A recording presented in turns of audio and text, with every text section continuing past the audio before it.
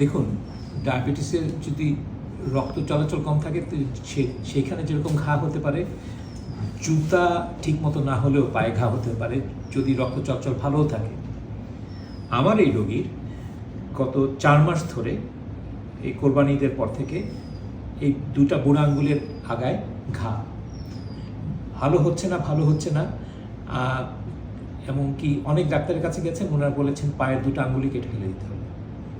আমার কাছে এসছেন, আমি দেখেছি রক্ত চলাচল চমৎকার আছে, আমি পায়ের প্রেশার মেপেছি চমৎকার আছে, কিন্তু ওনার অনুভূতি কম। জুতাতে হাত দিয়ে দেখলাম এইখানে যেখানে বুড়ো আঙ্গুলটা লাগে সেইখানে ওনার প্রেশার হচ্ছে। হয় এই জায়গাটা কেটে ফেলতে হবে অথবা নতুন জুতা পরতে হবে যাতে বুড়ো আঙ্গুলে ঘষা না লাগে। আর এইভাবে উনি ভালো হয়ে যাবেন, ওনার পায়ের আঙ্গুল কাটতে হবে না। অতএব জুতার ব্যাপারে সাবধান, বিশেষ করে যাদের ডায়াবেটিস আছে। অনেক অনেক ধন্যবাদ।